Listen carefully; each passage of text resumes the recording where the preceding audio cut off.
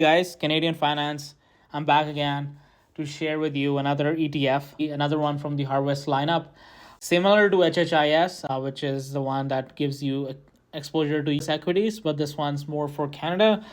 So here, if I scroll down through their website, what I like about this is you get the monthly dividend, that's for sure, and you also only get 25% leverage on the ETFs that they hold in this, like the stocks that they hold under this ETF. So you still are at par to get growth at the same time.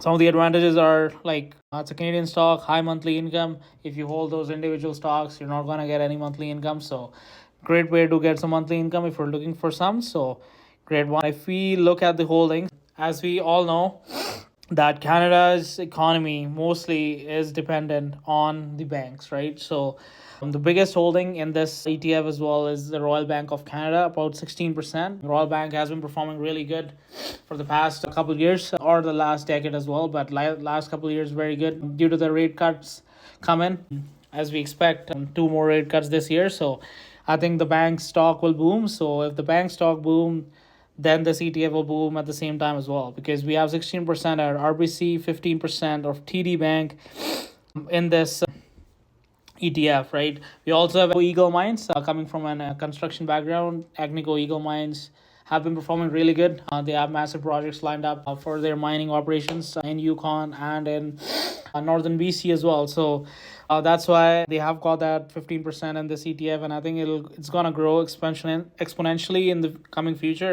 Having the exposure to it, I think it's a great thing. Also, Shopify and Cameco, we can't ignore those. Shopify has been doing really good last couple of years, tremendously breaking all the graphs. Cameco, one of the biggest uranium generators that we have in the country. Enbridge, Canadian Natural, Suncor, all three are great companies, oil and gas. Major operations in Edmonton and Fort Mac, and they have been running the show pretty much in Alberta. Great to have some exposure there as well, and for a little bit of exposure to utilities as well. I really don't like those Bell Canada, but I guess they are one of the biggest. To diversify, I think this is a great bet as well. So only 8.8%. So I think it's a good bet. Also, if I scroll up and if you look at the management fees, it's only 0.4%. I think that's legitimate, and I think it'll be a great fit for everybody's portfolio. The distribution per month is set out to be 16 cents per share, so I think that's still great. HHI gives you 0.25, but I guess those stocks have a lot of volatility as well. That's why they give you a higher distribution. But for this, I think for Canada, it's a slow and steady process. If you are Canadian, if you like investing in Canada, I think this is a great bet, and I think this